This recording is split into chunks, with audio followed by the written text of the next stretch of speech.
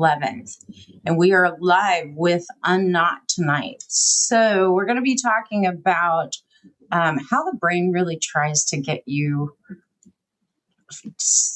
able to solve certainty. Like the uncertainty in the world right now is a really big deal, causing a lot of problems for people.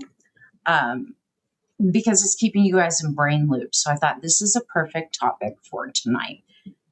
But before we jump into that, we're going to give you guys a couple minutes to get here because, as you all know, it takes a minute. And I'm going to check in with our co-host and producer, Mr. Andy. Let me bring him up. Hello, hello. How are you? Hello. Yeah, I think it's an appropriate topic. I mean, I'm still coming out of my battle with, I guess, the virus, norovirus, whatever bug that I had, and I think I've been rather loopy, and my brain has been foggy, and you name it, it's been bopping around the last week or so. So trying to figure out how to get back on track would be kind of cool today. I think a lot of people are kind of feeling that. Welcome in, you guys, on TikTok.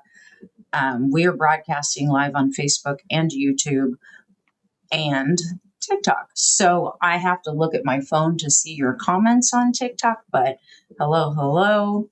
Who do we have in here? We've got Bobby's Life.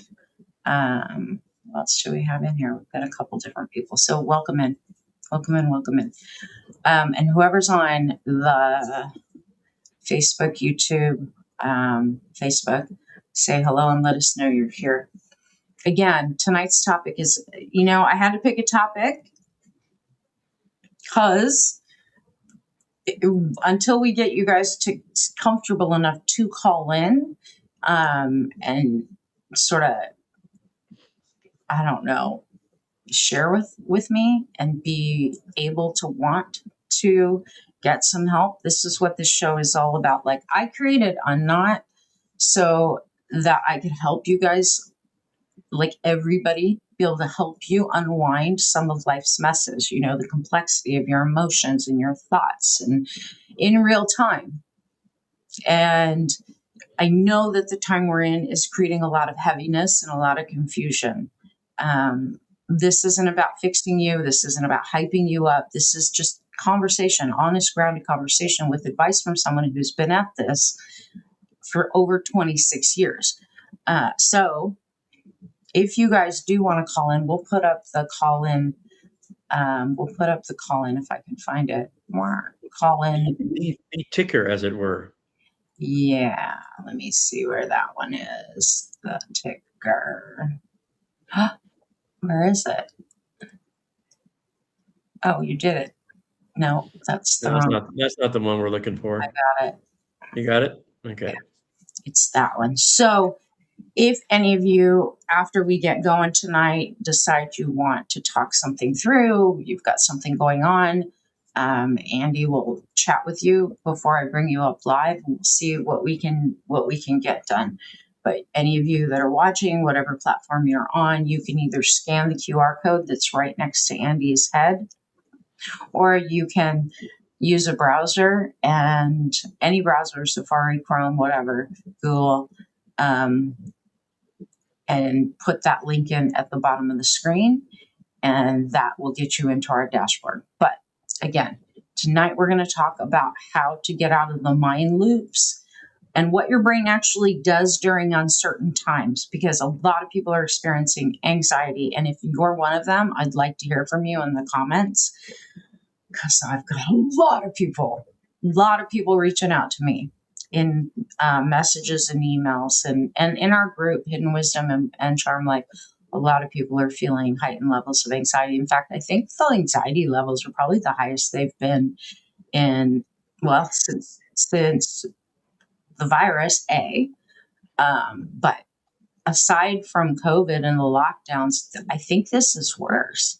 This is kind of back when we went to Afghanistan, but I actually feel like what we're going through right now globally, because it is a global event now, is on par more with 9/11.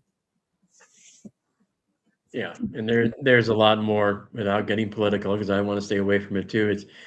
There are a lot more moving parts, it seems like, this time than previously. And For those folks that maybe, I always like to start at the very beginning and assume no product knowledge. For someone that may be going through mental gymnastics and don't have a term to attach to it, explain what a mind loop is. Let's start there.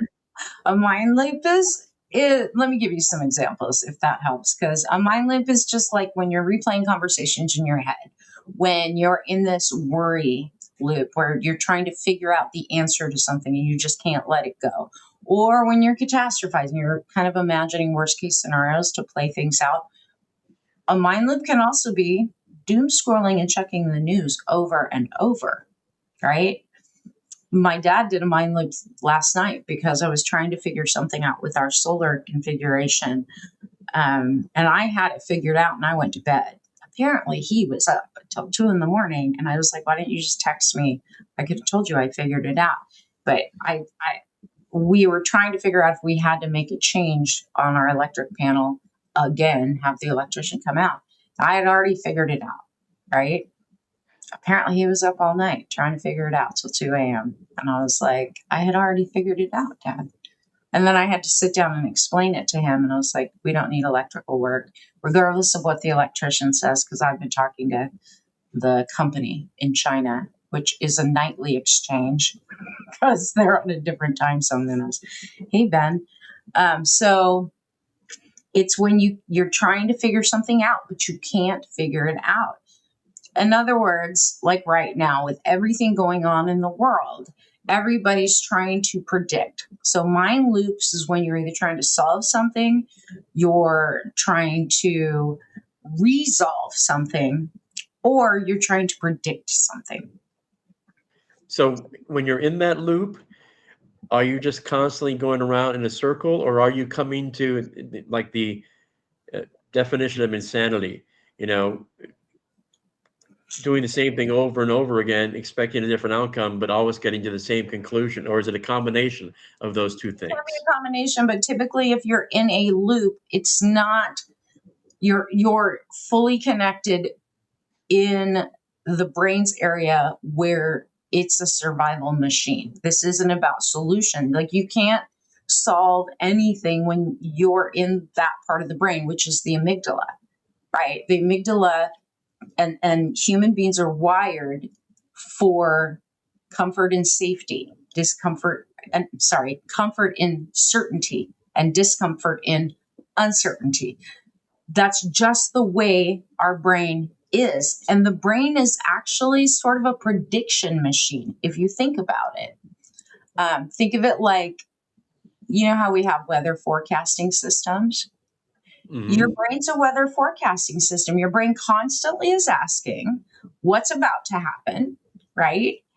Is it safe? Am I safe? What do I need to prepare? Just like meteorologists predict storms, your brain, your brain's looking, do I have something I need to worry about, right? Something might happen, but I'm not sure. And then you get uncomfortable and then your nervous system gets involved. And then it creates that loop, the mind loop, where you're thinking about the same stuff over and over and over again. Because your brain hates one thing more than it even hates bad news. And that's uncertainty. Right. Right? Now, for folks that are good at spotting patterns, which you are fantastic at, does that make it easier to break out of a mind loop, or does that complicate things? It depends on your level of, I mean, someone like me who can see patterns, right? That doesn't have a lot of trauma in the background, who's resolved the trauma and healed the trauma, I can get out of mind loops because I know when they're happening. But I also have the tools to get out of them. Super intelligent people that are problem solvers, even if you can spot patterns, get stuck in what I call the mind loop. Because you're over analyzing, like you're using your rational mind, right? But your brain's looking for certainty because it doesn't know what to prepare for. We hear on the news all this stuff is going on, and oh my God, this could happen, that could happen. It puts everybody in this sort of anxiety, low level anxiety. But then when you start to think about, well, what could happen? Oh, they say the price of gas is going to go. Okay, then it's going to drive you're trying to figure out, well, what else? How bad? Right. Right? So what's the very first and most obvious sign that I am headed down that road? You can't stop thinking, and you literally can't find a solution for what you're thinking about. You can't get out of that loop. You're still trying to find the answer. How many times, think of it in this term, have you ever had recently something that like it was bothering you? So you kept thinking about it and thinking about it. And then no matter how much you thought about it, you never came to a conclusion. You never came to, here's the solution. Right. I've been, well, because we've had those conversations. My biggest challenge is, you're right. You get into the loop and you're not able to let it go and move on. Right, And because it you're in just, a loop and you don't have an exit ramp. yeah, Like I talked to you guys about in Charm Life, right? If you're in that loop, it's literally a neural pathway loop, and you're stuck in one section of your brain, which is the section that analyzes information. You need an exit ramp. And it's kind of like driving in fog, for lack of a better way to describe it. Like if you're driving on a road in clear daylight, you feel calm, you can see everything as it's coming, right? But imagine driving that same path, that same road, and there's dense fog. So you have to slow down. Your muscles tighten. You start to get nervous. You're scanning. Whole different body response to that, right? Even though nothing dangerous has happened, your nervous system's on high alert, and your brain treats things like that, uncertain futures, exactly the same way as it does a foggy road. Benjamin's saying, yes, the draft. So I finally went and did the proper research. Yeah, a lot of people, I'm glad you mentioned that, Benjamin, because I've had a few people message me that are in my programs that asked me about that. Do we need to worry about that? And the laws about the draft and registration, there's some new things coming into play at the end of 2026. So December 31st, 2026 with registration. I'll tell you guys, I don't feel like you need to worry about that. Honestly, I don't right now. So yeah, if that helps. And I know that's a scary thing. I was just thanking my lucky stars this morning that I have all girls, well, but there are countries in which, like in Ireland, everybody has a 2-year military commitment. Doesn't matter whether you're male or female. Korea, 2.5 years. Yeah, you have to do. Yeah. So is getting into a mind loop always negative? Is there ever a positive mind loop, or is it just that Okay, doesn't work out that way? you want to break it down? You guys want to know what part of the brain gets locked in? Like, I'll jump in. We can jump in. So your amygdala, that's kind of like the smoke detector of the brain. I'm going to use a lot of metaphors just to explain this stuff to you guys. Its job is simple. Your amygdala's job is to detect any kind of possible danger. All right. Your amygdala doesn't wait for any kind of certainty. It reacts to anything that's possible. So here's a metaphor for you. Imagine you're hiking and you hear like rustling in the bushes. Your brain doesn't calmly analyze the probability of what's in those bushes. It immediately says something might be dangerous. That's your amygdala. Okay. When we are faced with uncertainty, your brain, your thoughts get stuck in the amygdala. But there's another layer, and that's the anterior cingulate cortex. And I know these are really sort of technical, but I just want you guys to understand the science behind all of this. That part of your brain is like the problem alarm, and it detects like unresolved conflicts, things that don't add up, or unanswered questions.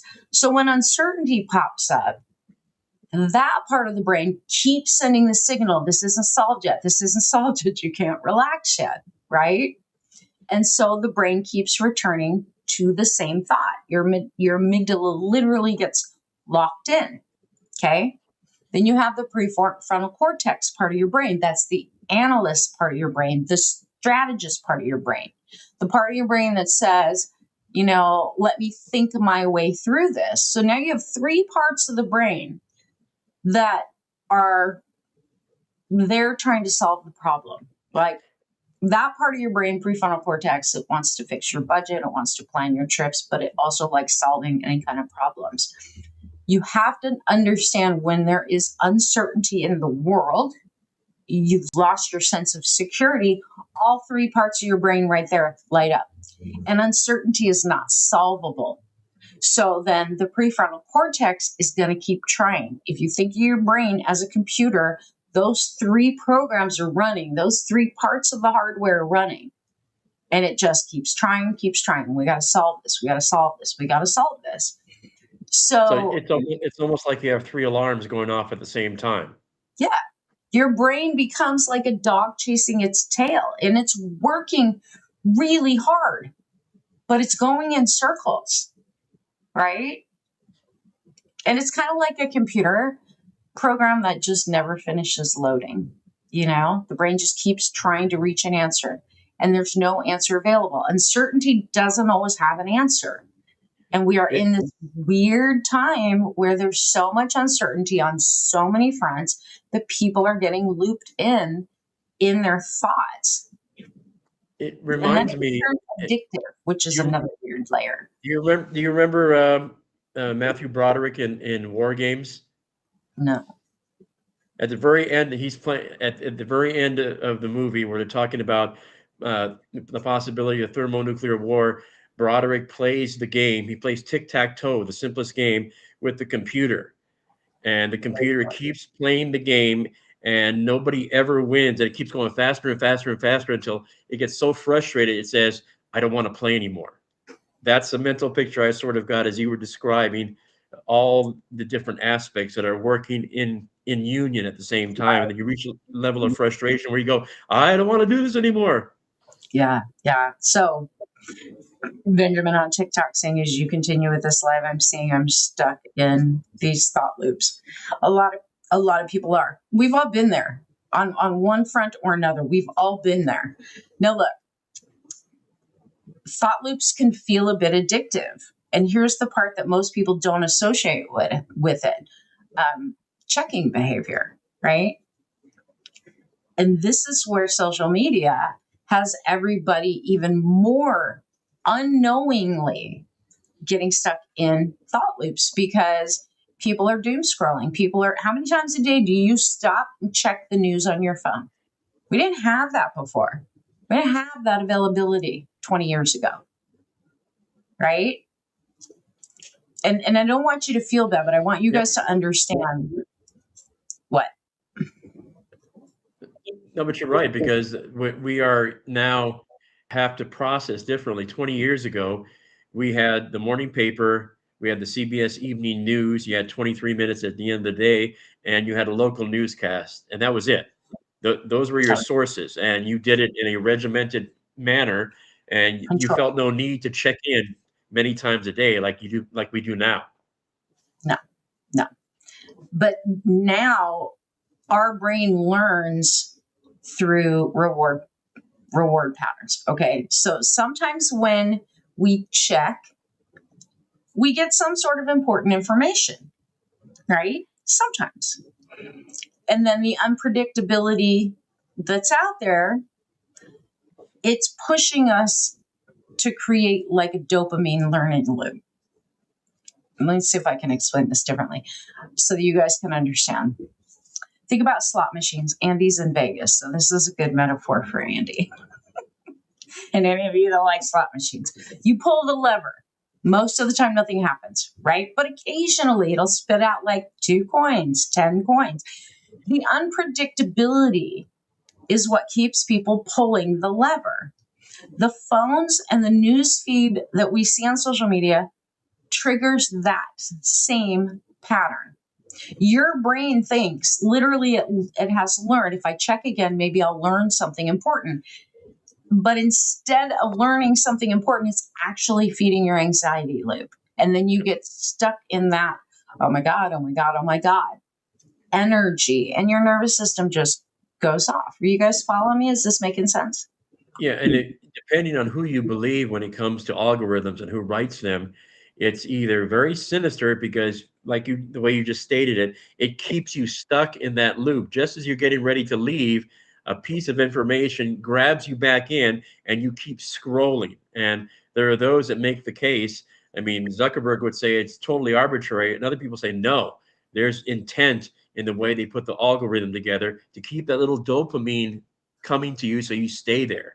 Right. There's a reason even that Steve Bannon had said, with Trump's second term, we're going to flood the zone. What is the flood the zone? It's continually putting these heightened, you need to worry about this, you need to worry about that, to where now people are like, oh my God, I got to worry about this. And you're constantly checking your phone. Did something happen? Because of the level of uncertainty, and the brain wants certainty because certainty means safety, right? For you and your survival and your nervous system, you're going to constantly check your phone, and it becomes addicted to the whole drama of it. And you're like, I don't know why I can't stop even that. There's an addictive quality. There's been research, and there's been some things that were released about the TikTok algorithm. They know that it's highly addictive. They know they're feeding you. If you stay on a video, say you stay on a news piece for the whole video, your next several posts are going to be all about that. And if you watch a bunch of those, all of your feeds going to be full of news, news, news, news, news. But you got to remember, like when you And the get opposite. that's true. But when you get into thinking loops, you have to understand how energetically expensive they are. Okay. And I'll break it down for you. Like, this is scientific. Your brain uses 20% of your body's energy, even though it's only about 2% of your body weight, right? 20% of your body's energy. So when uncertainty continues, your brain continually recalculating whatever possible futures. That's why some people will say, I'm mentally exhausted, I'm foggy, I'm drained, even if they didn't do anything physical, right? And it's like your brain has had 100 browser tabs open all day. Some of them playing music, some of them buffering, some of them focused on work, some you forgot were open. Eventually, your entire system slows down and you become completely overloaded. And that is what I think is happening on so many levels right now.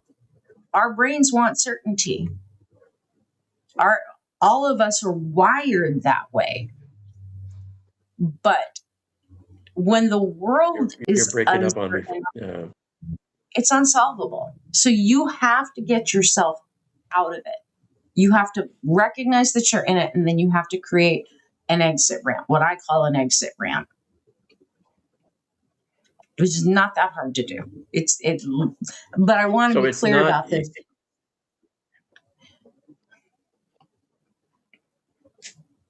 What? You're breaking up on me. No, you're breaking up, and I'm not hearing a constant stream. Yeah, your audio is not coming through loud and clear. It's sort of my audio scattered for a little bit.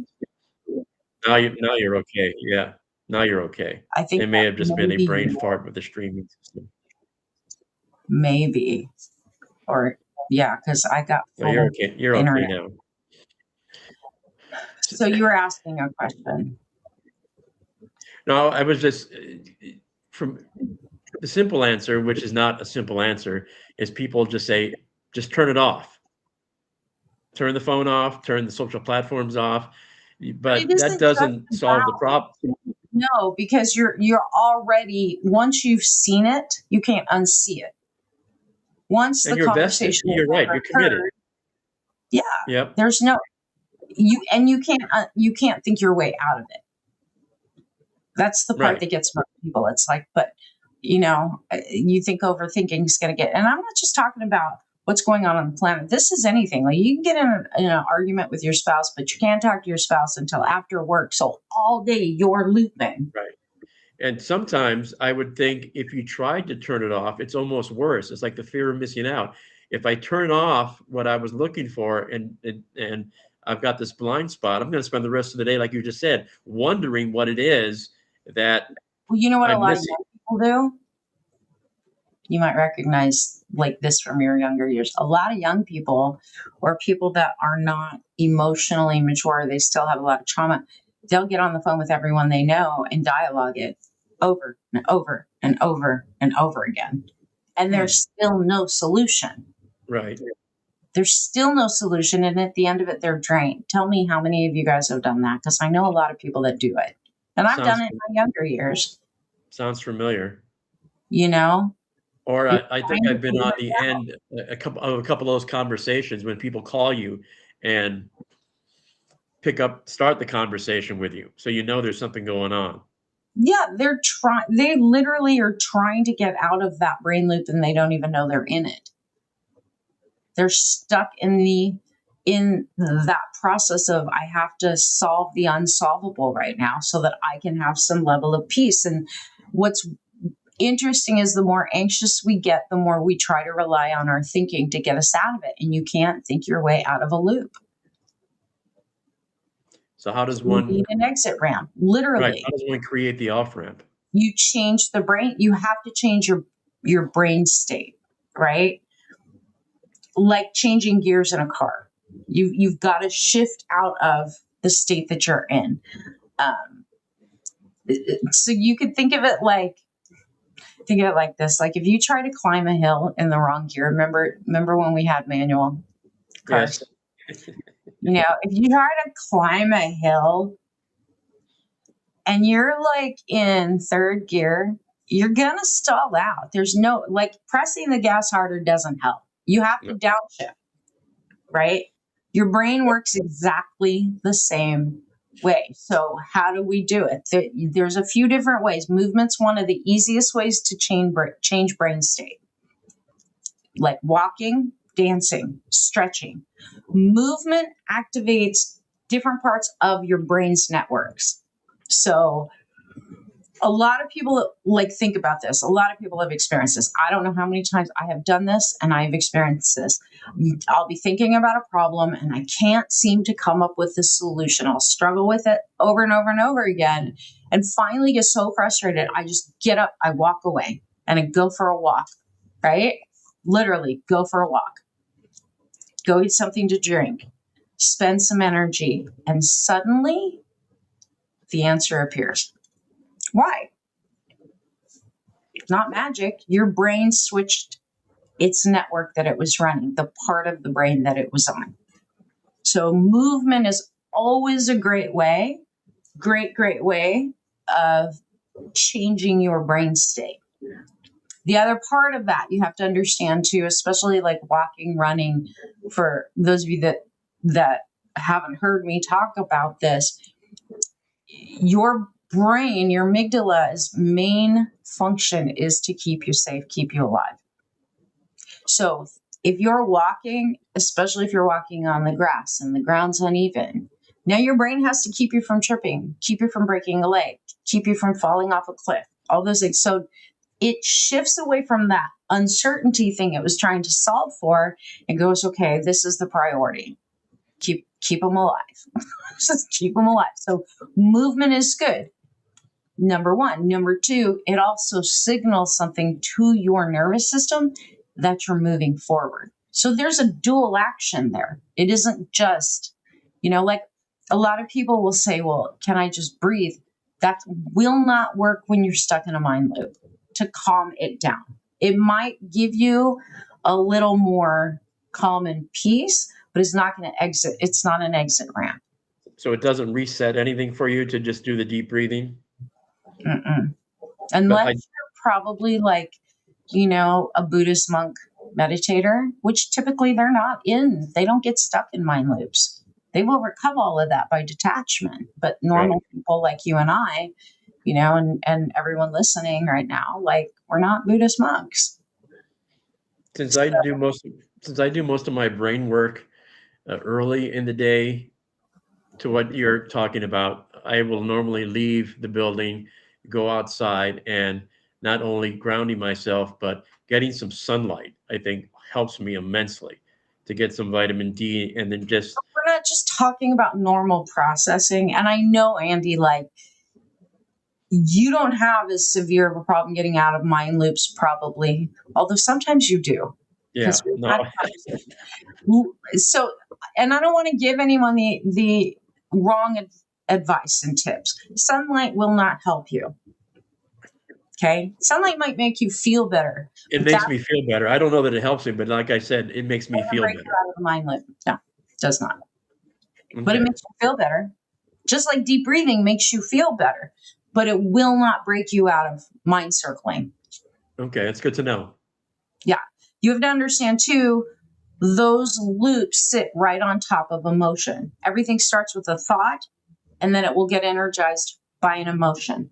So when you have the thought and you're like, oh my God, I'm on, so then you add emotion because you gave that thought meaning, like, I'm not safe, the world's falling apart, the economy's crashing, we're going to war, all these things that go through your head, especially right now, right?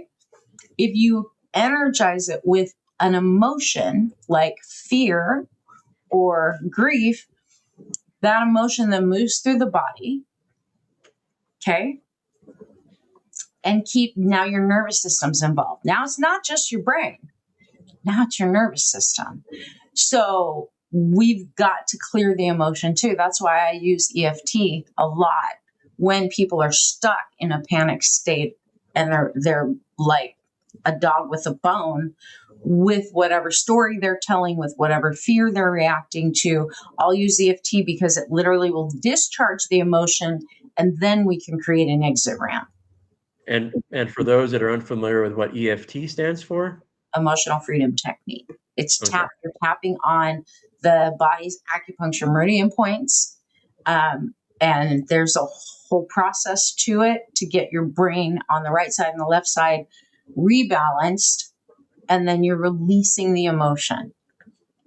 So EFT is a very powerful one and it's a quick one.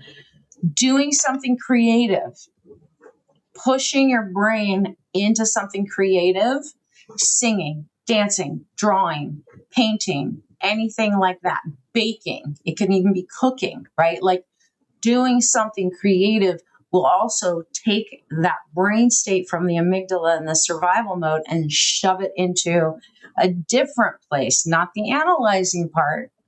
It takes you out of the loop and it creates an exit point. We do a little exercise. And I think I taught you guys in Charm Life of how to quickly use your imagination. If you can use your imagination, not for catastrophizing, but purposefully create something in your mind that's more creative, your imagination, your creativity sit in the same part of the brain.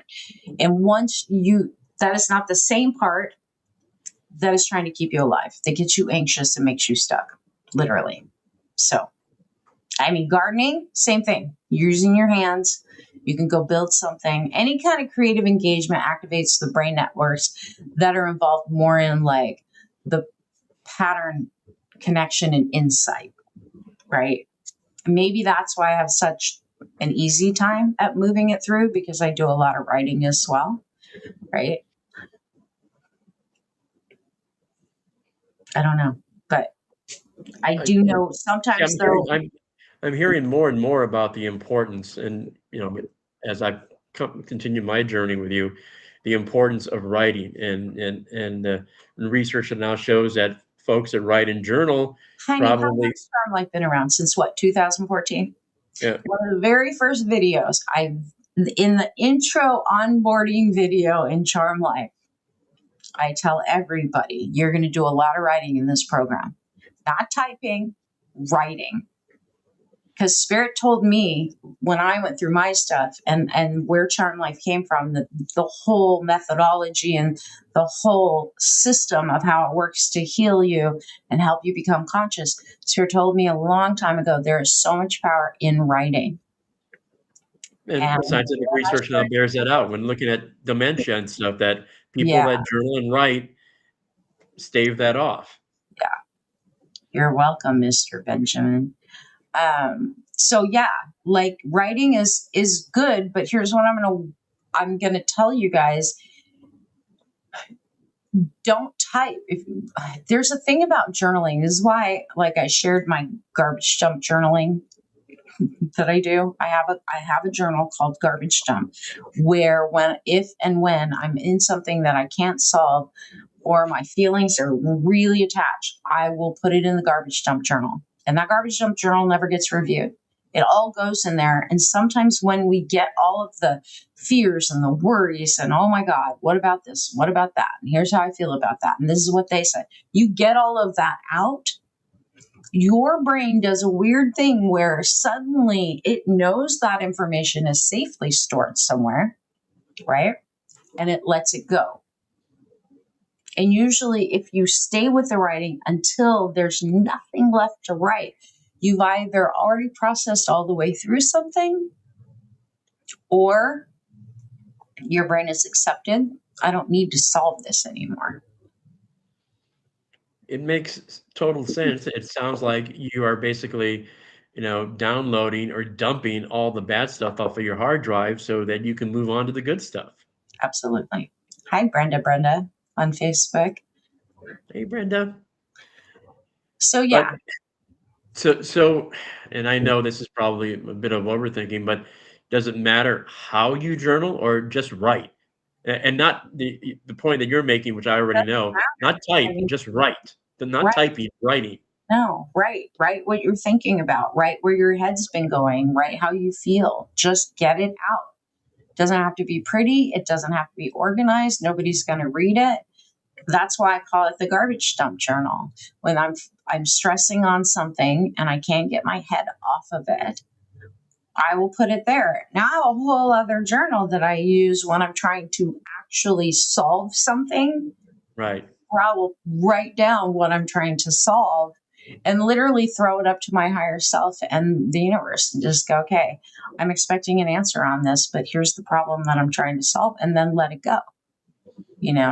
Again, it's kind of the handover. Because see, when you are able to quiet your mind and quiet that loop, something important happens. Like you regain your choice point. When you're stuck in a mind loop, you don't have a choice. You're stuck in the over analyzing, right? There's a couple things once you hit that quieter place in your head that you can ask. You can ask, like, what do I actually know right now? And what is within my control and my influence? And what is the next right thing to do? Answer those 3 questions. You've taken your power back and you're moving forward. You're not just sitting there in your head spinning, which is what drives anxiety. So what were the 3 questions again? What do I actually know right now? Okay. What do I know right now? The second one is, what is within my control or within my influence? And then what's the next right action or right step to take? Ask those 3 questions, because that's where your personal agency lives. It doesn't live, like, your personal power does not live in predicting the entire future. Right. Your power lies in having clarity in the present moment. I tell you guys this all the time in Charm Life and even in Hidden Wisdom. Your power is always in the present moment. It is not in the future, and it's not in the past.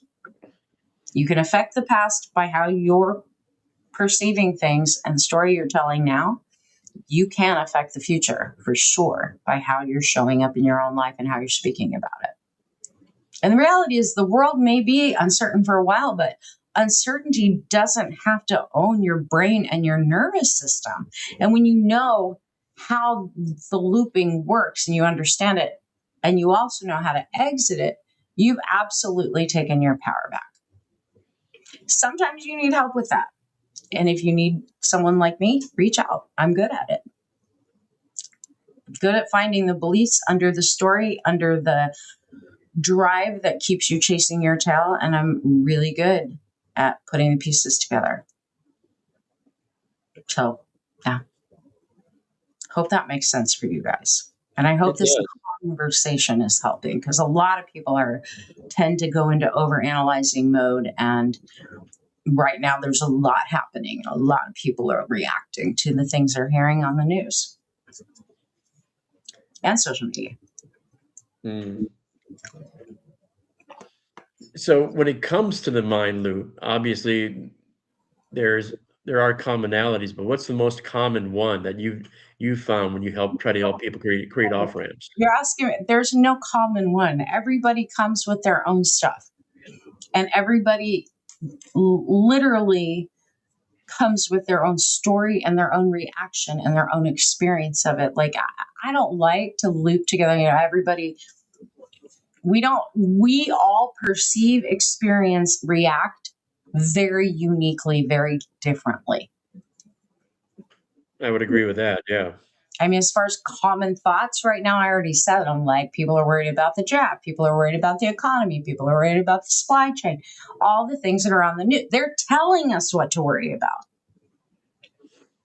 They're telling us to worry about us not having midterm elections with the SAVE Act and all these other. They're telling us, they're generating it. Right. So when they try to force their narrative on us, what's the easiest way for us to avoid that mind loop? Know that what did I say in Hidden Wisdom's March forecast? Do not believe what you hear. Don't even believe what you see, and don't believe what you read until after Mercury retrograde. And I tend to literally feel like that on a lot of fronts in this world, especially when it's narrative driven, it's media driven, it's politically driven. And even sometimes on a personal level with certain people, I don't believe what I hear. I don't believe what people say. I always know there's nuances. They only share with you what they want you to know, or what's going to get them what they think they want from you, right? So Right. don't, and I'm not saying be paranoid and distrustful. I'm saying just don't believe it. Don't So put all your eggs in that basket and you're like, oh my God, the world is falling because that's what I heard. And I've heard it on Fox News. If you guys were to put all the videos from all the news for the day, they're all saying exactly the same thing. So if you're not careful, distrust in and of itself could become one endless mind loop. It could, but you have to understand, like, if there are certain sources that you are going to learn that you can trust. Right. But right now, I got to be careful about how I say this. You're in broadcasting, you're in radio, you know this, but a lot of people don't. There's very few people that we can trust on mainstream media. Or any media for that matter. Yeah. Yes, I would agree with that assessment. Like, everyone's getting the same news reports, whether they're getting it from AP, they're getting it from Reuters, and then they're doing their own spin on it. And when I say spin, I mean spin. Some of the mainstream stations, like for news, like CNN, Fox, MS Now, like there's certain people that I trust, that I like, but I also know that I have to read between the lines with what they're saying, because they can't. There's certain things they can't say because the FCC has already tried to shut people down, right? So we know we can't fully trust what we're being told, and we know we aren't being told everything. And that's where I start to think, unless it's happening right, and y'all want the most powerful thing that I learned when I healed from everything, if it isn't happening in my freaking space right now, and I can't do anything about it, worrying about it isn't going to change it. So let it. Right. Not my circus, not my monkeys. And right now there's a lot of circuses and a lot of monkeys, and we can't control them.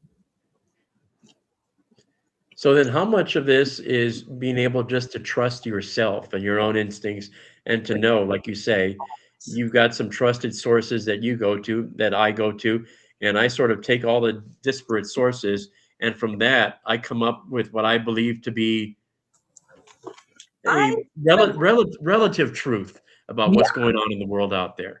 I mean, I typically do my own research too, and I'm a Yeah. clairvoyant, so I get certain messages. I will wake up and spirit will take me down some rabbit hole that they want me to look at and really dig into and find out what we have not been told and what we should be paying attention to. And then I will go and make content on that if that's what spirit wants. Sometimes it's just spirit saying, you need to go look into this because you need to do something about it, like my solar thing.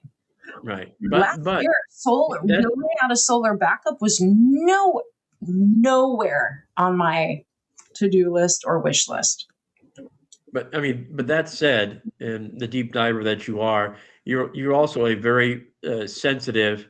You've also got a very sensitive BS detector, so that when you come across something you don't need to deal with because that's just total unmitigated BS, and you can move on.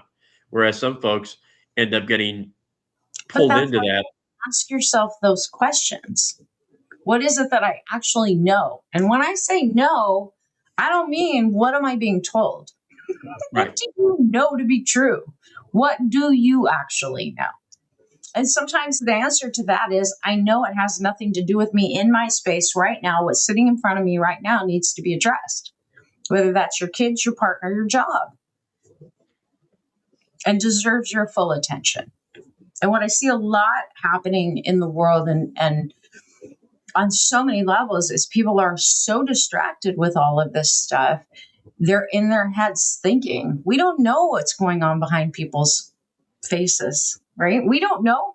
You can't see what goes on in my brain. If you all saw how much thinking I do in a day or even in 5 minutes, you probably would be blown away at how much I'm processing at any given moment when But I'm on my own. But if I'm present with someone, I am present.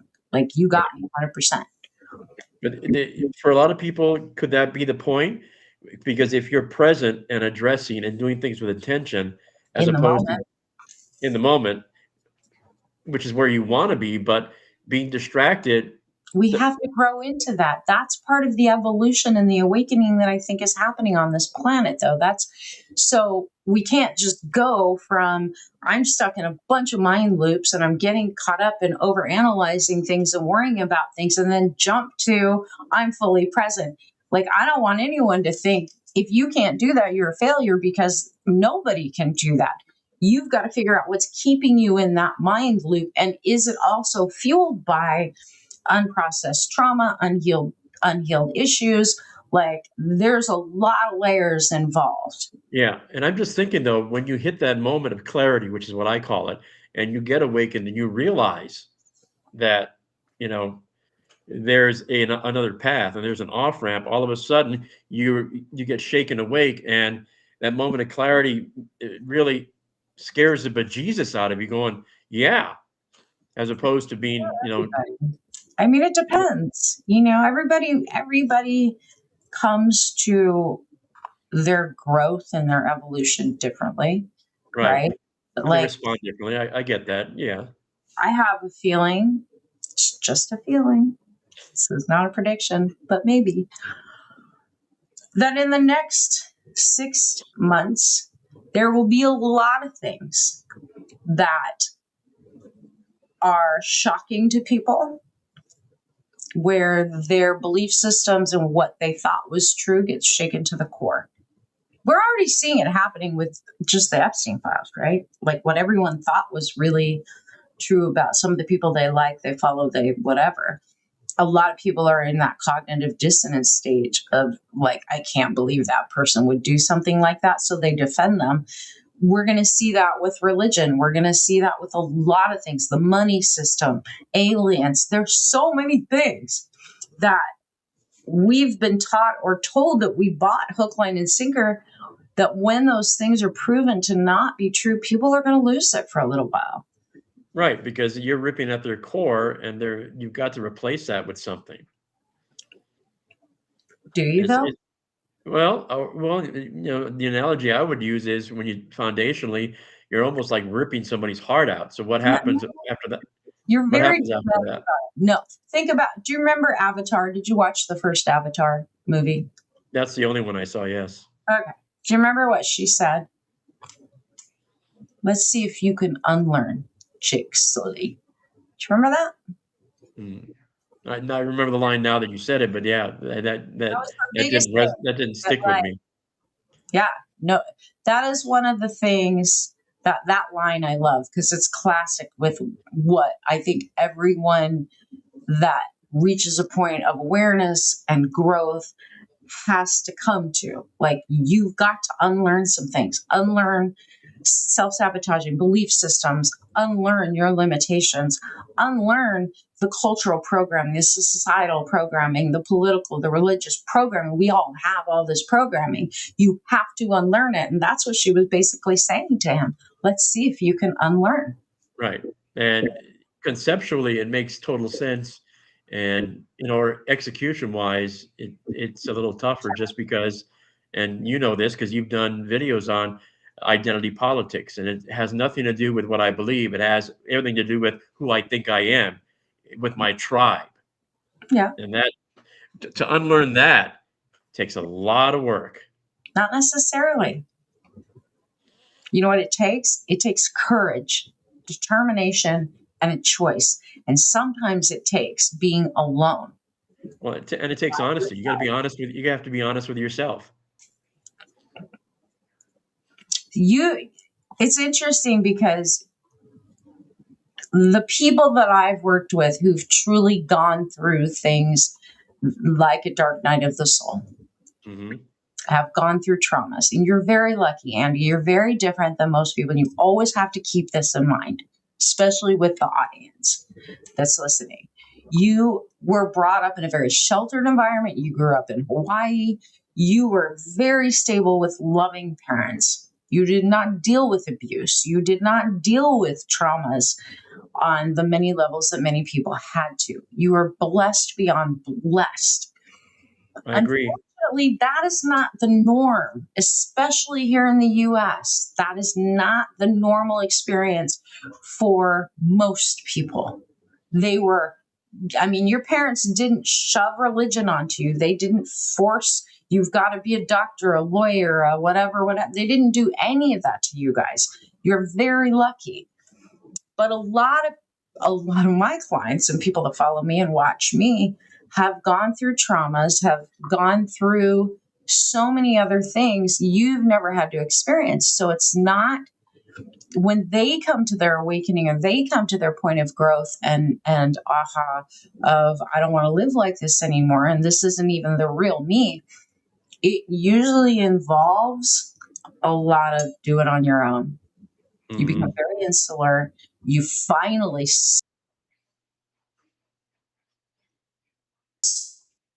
or naturally fall away. And then you're there, claim who you are and figure out who you really are and who you really were. And then you've got to do the work to get rid of all those things that were implanted. You guys know what I'm talking about? Put in the comments. I'd really like to know if you're following this conversation.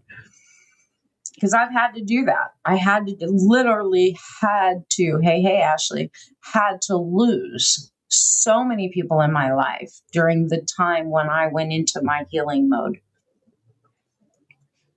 And so many things that I thought I knew were like, oh my God, that was never true. And I was living my life according to somebody's rules that weren't even true. The foundational things that I wasn't even real. Right. You've come away from religion, you know this to be true. But we should all know this. In the US, especially the last few years, even the history lessons we were taught were lies. They were not true. They were slanted. And that can be shocking. So, yeah. And what you're basically saying, which I know to be true, is everybody's path is a unique journey, It is. and they find it. Anyone, like people ask me, well, what's your standard framework for? I don't have frameworks. I create this, like I have my own methodology. I have my own system that I sort of work people through. But I don't have like, we got to go through framework 1, 2, 3, 4, 5. There's 5 steps in that framework. And I don't do that with people because every single person comes with different challenges, different abilities, different concerns, and different desires. And that's sort of when trying to describe how you're able to help people, no matter what their trauma and whatever their background is. It's interesting because when other people that are in this niche or in wellness, they describe their template. You don't really have a template. You I talk to feel like somebody. Charm Life is very structured. There is a very structured template in there, right?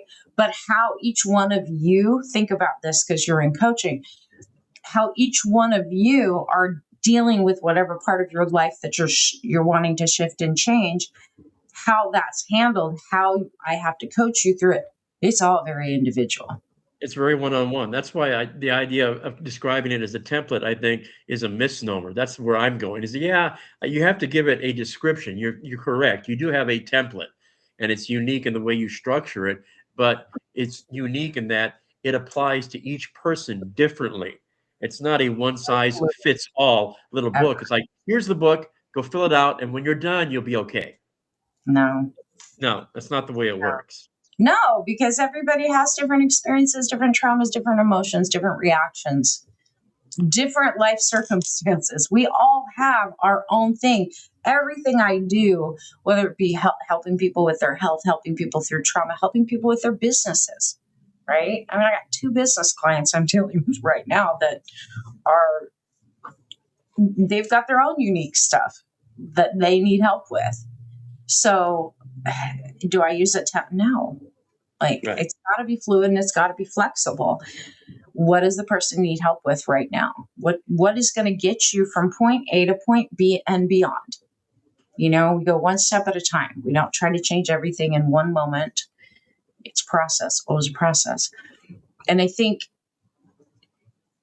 part of the problem that I've seen rise up with social media in the last 10, 12 years is that, and it's gotten worse in the last 5 years, is everybody wants now, now, now. So because the dopamine hits you get, especially like on TikTok where it's the scroll super fast, 3-second scroll, people are thinking they should get results in one go, one pill, and the healthcare system did that to us too. The magic bullet, the magic answer, the magic pill. It doesn't work like that. And I think we're all starting to accept that. At least I hope that we are. But people are still geared towards, no, I need it solved right now. I need the answer right now. I need the magic bullet right now. I need, now. It doesn't work like that. Everything's a process. I think I would agree with you. I think we're all becoming better informed consumers and that we're much more careful about what we digest and how we digest it because we have to in order for us to, I guess, survive, for lack of a better phrase, because you're right.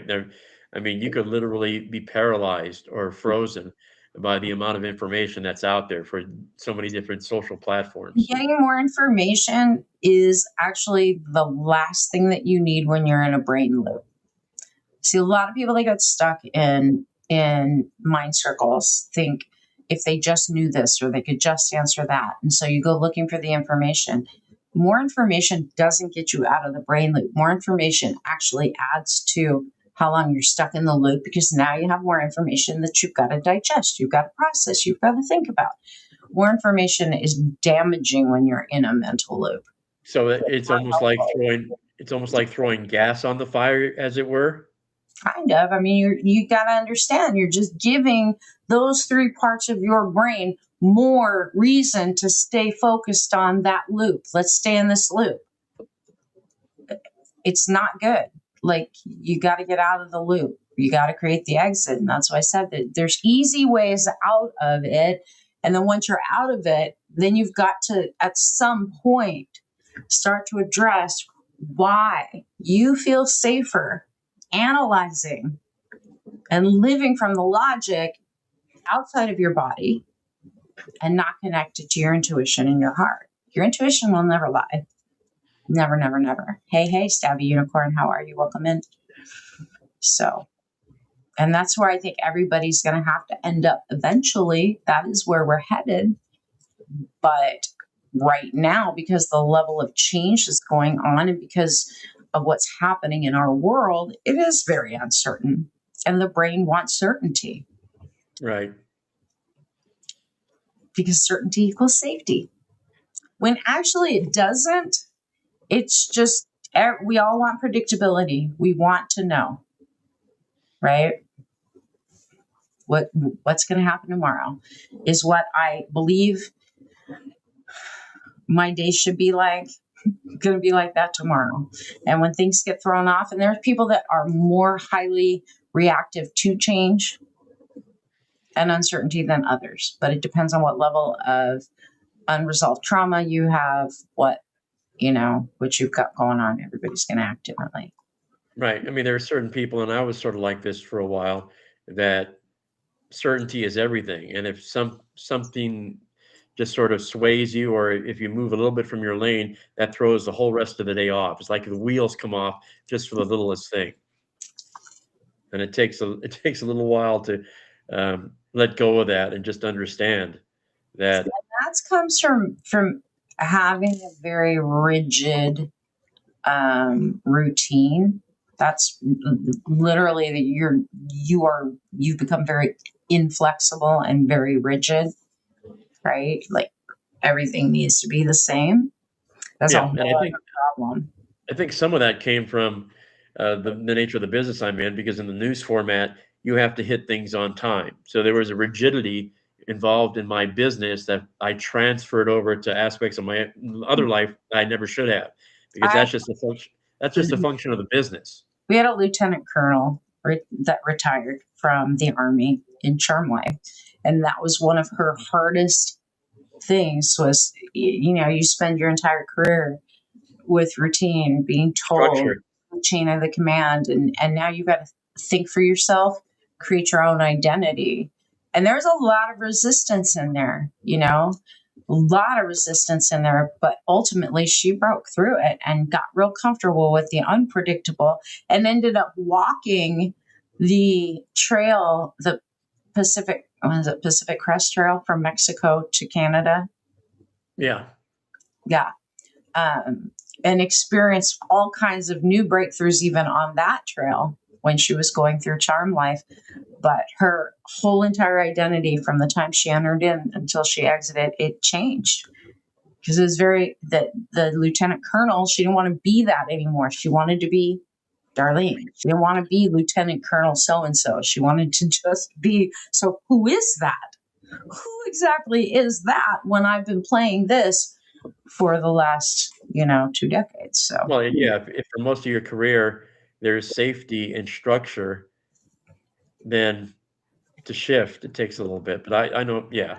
For a lot of people, even for housewives, even for people raising, which is why when their kids fly the coop, they leave the nest, they have a hard time. Like, oh my God, what do I do? It's why people get really weird and shaken. Their entire life shakes when they get divorced or someone passes away, is because that routine was built and that's safety, that's predictable. And now, oh my God, if I can't predict that, then what can I be?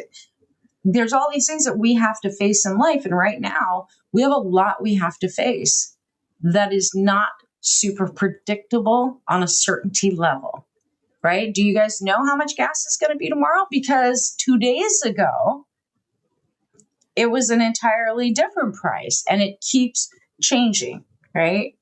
And with the war going on that they don't want to even call a war, but it is a war, lots of things are shifting and changing. And so people are thinking about, what does that mean? What do we need to do? How do we need to prepare? When your amygdala grabs onto those things and you're hearing it on social media and you're hearing it on the news constantly, which is anymore social media, literally your brain goes into those loops of, am I safe? How do I make myself safe? What can I rely on?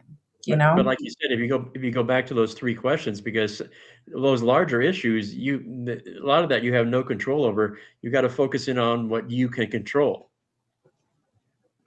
Yeah. Yeah. So let me go over the 3 questions again for those of you who weren't here.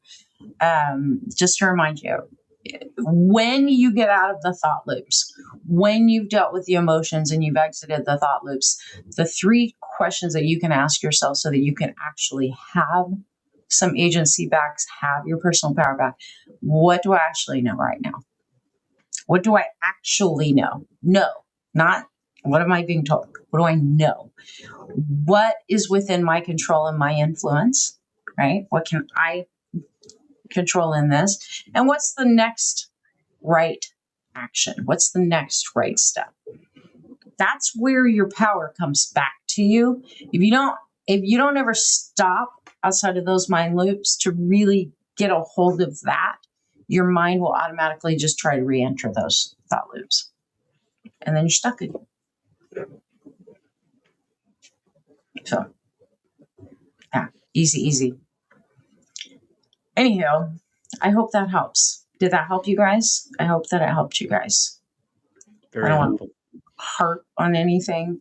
I'll make some short videos, in the upcoming days. Are there, without getting into detail, is there anything, say, coming our way within the next week? Although next week it's Hidden Wisdom, right? So we won't be doing UNKNOT next week. We're not doing UNKNOT next week. No. Yeah. 3rd Wednesday of the month, we're not doing UNKNOT. But are there things that you are sort of seeing that may be on our radar screen in the next week we should be at least aware of? Yeah, for Hidden Wisdom, I've done the monthly forecast. Right. If people want to know what's coming, I do a monthly astrology and tarot reading for my Hidden Wisdom community and kind of break down everything that's going on with dates and timing and give predictions and all of that. Y'all can go sign up for that. It's $40 a month. And then we do live coaching in there on the 3rd Wednesday of every month. It's well worth the $40. It's amazingly accurate. I can attest to it. I've been in Hidden Wisdom for the last couple of years, and even her yearly forecasts are spot on. So I would highly recommend jumping in. Right now, we're in a Mercury retrograde from hell right now. I've been in the Mercury retrograde from hell since it went retrograde, like communication screw ups, technology screw ups. Like I sent out my newsletter kind of last week when I wrote that big research article on post-COVID health stuff and the newest research. If you guys haven't read that, like so much work went into that. You can go onto my website and hit blog and go read about it. If you have any kind of autoimmune, MCAS, weird symptoms, things that showed up after COVID, after the COVID vaccine, there's all kinds of new research that has been dropped. And because people are coming to me on the health side, some local cases are very interesting cases. I love hard cases. They thrill me because I get such good results. I actually wrote the article because what we're going through with one of my clients and the research that I had to do to make sure that when I put together her protocol, because everybody's unique, even on my health side of my business, everybody gets their own protocol when they come in. Like I have to look at everything, look at your history, do your intake, what are your symptoms, what are we actually going after, and then root cause. Then I go and create a protocol just for you. And because of that, I had to go do some research, and then I published that. And I read the piece, and I will say, Bernadette is a deep diver, and she gives you a lot of information, but it's not wonky. It's easy to follow and easy. She explains it so it makes total sense. Yes, I almost read all your stuff. My blog or the one on Substack? Substack. No, you didn't read it on Substack because I said if you want the whole breakdown, go to my blog. Oh, okay. Well, then I have to finish it off then. But it's easy. The whole article I did not publish on Substack for a number of reasons. I published it on my blog. Okay, then I'm going to go finish it off. But my point is that it's easy to follow because a lot of folks, when they get into this esoteric stuff, get wonky and they try to impress you with their knowledge. This Bernadette does the deep the one dive. that's published is actually medical. It's not esoteric. It's Yeah. medical in nature. So scientific research, medical papers. Yeah, but because you read the Lancet and all the other stuff, that stuff can get really wonky. I like that. Maybe not for you, but for the average person, the pedestrian that only occasionally reads the Lancet or medical journals, that stuff can get really wonky. And what I'm saying is, you break it down for the average person, and it makes sense. Yeah. So that's why I recommend. The only reason that those journals have to be a certain way is because they're peer-reviewed journals, and they always, from a scientific perspective, the way that they format their stuff, it has to be written a certain way, and they are boring as hell sometimes, unless it's something that I really like. Otherwise, and something that one of my clients are dealing with. But I don't mind reading medical and scientific journals. Like, I've been doing it now for so long, and I can cut through some of the fluff. Like, some of the, especially when it's like they just completed a trial, some of that information, it bores me to tears. Like, I cannot read that stuff at night because it will make me fall asleep. But And you're right. And most of the time, it's written specifically for a specific audience, and I get that part. Yeah. But I want you guys to know, like, I did it, not my Substack. I put a sort of summary on Substack. And if you actually read my Substack, it said to read the full article, the actual article, you actually have to go to my blog. And I did it that way for a number of reasons. Because there's so much kickback on social media, I did not want to release all of it on social media. That's out of my control, number one. Number two, I can say whatever I want to say on my blog, and nobody can do anything about it. No, not that I need to defend it, but like, literally, that's why the real meat is on my blog. Aside from that's where it's copywritten. I have an actual copyright on it. And of course, the normal disclaimer that this isn't medical advice and blah, blah, blah, blah, blah, that I have to say, But yeah, that article has been shared multiple times. And on my blog, people can't leave comments. So I don't know, but I can see all the analytics. So people are paying attention because, Yes, they are. There's a lot of research happening. And I mean, so many people have so many things going on post-COVID. Anxiety, depression, those numbers spiked. Stuff with the heart, stuff with the bladder, stuff with the female parts. I mean, there's so many things that they are now putting together. But the research is now coming through with what I've been saying for how many years now since COVID. It's not just COVID.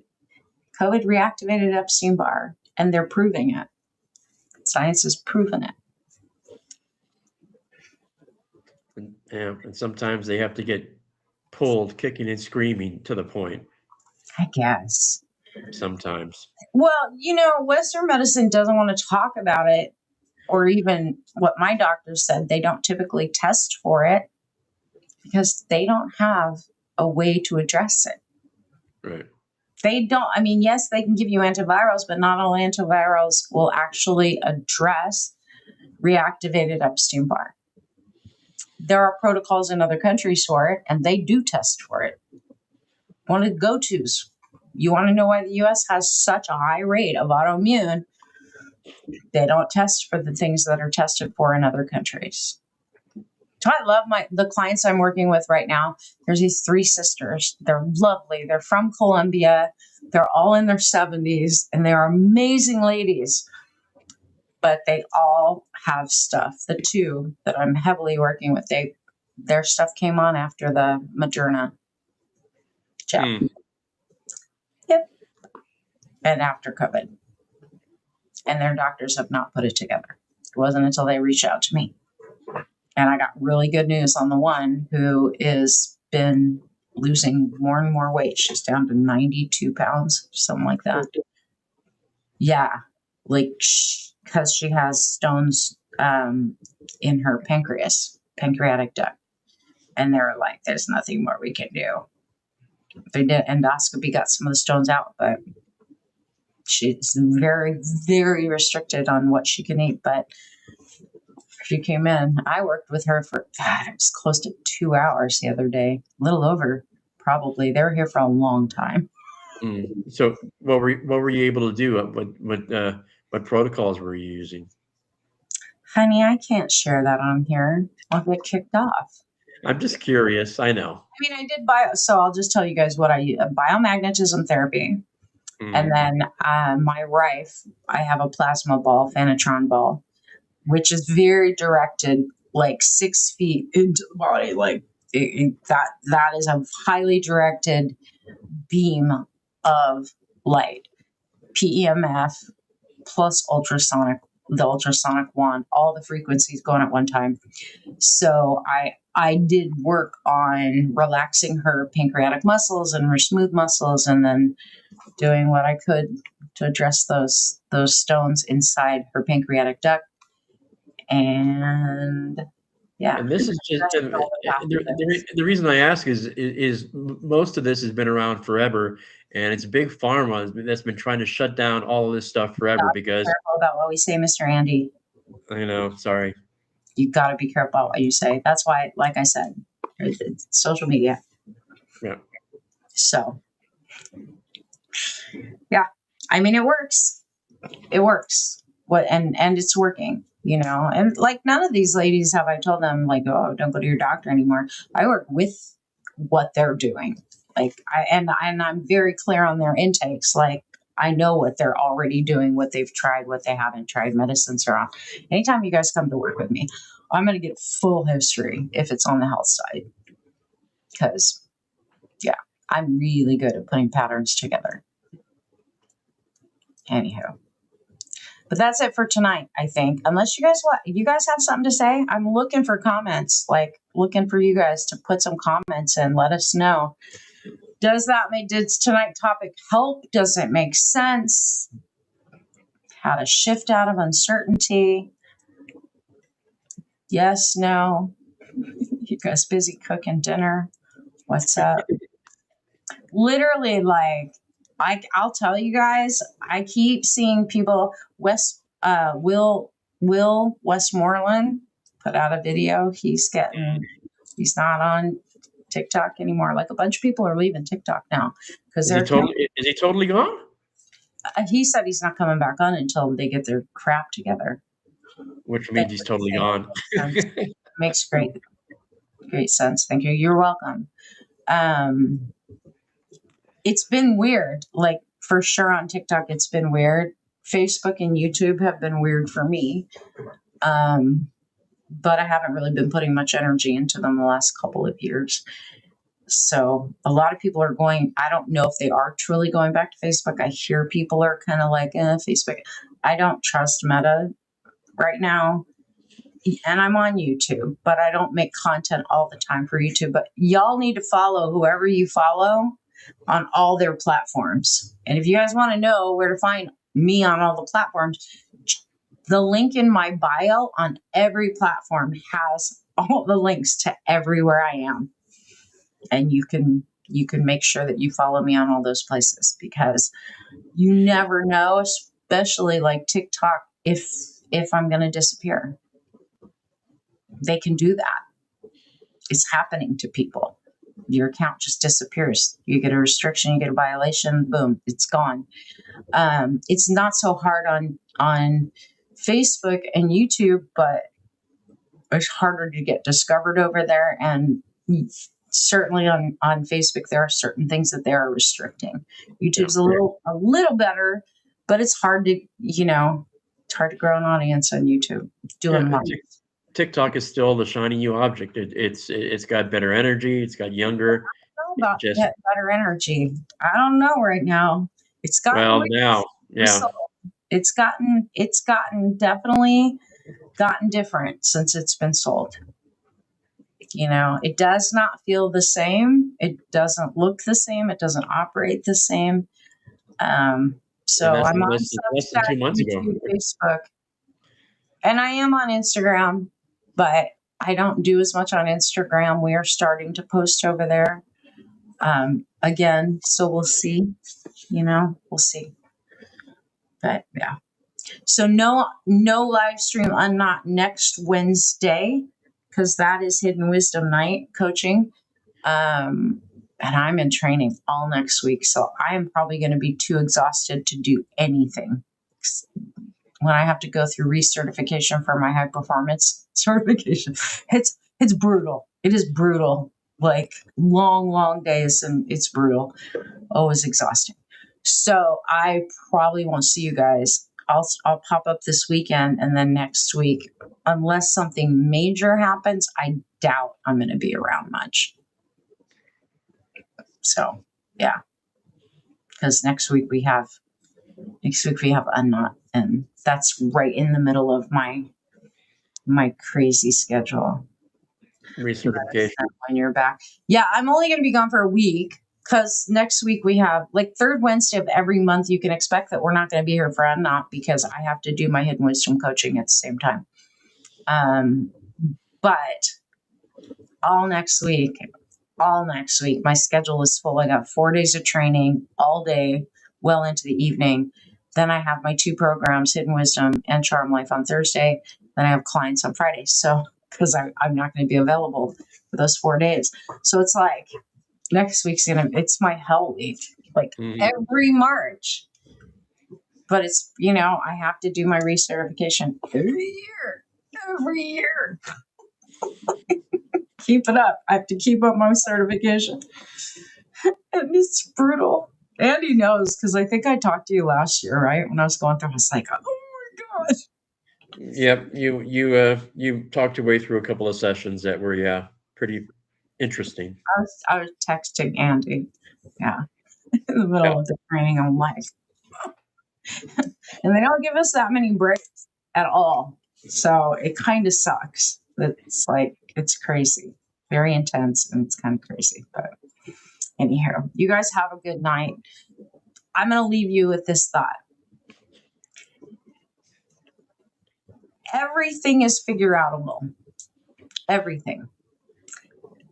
Don't believe everything we're being told, because they're leaving a lot out. There's a lot we don't know, and there's a lot of untruths.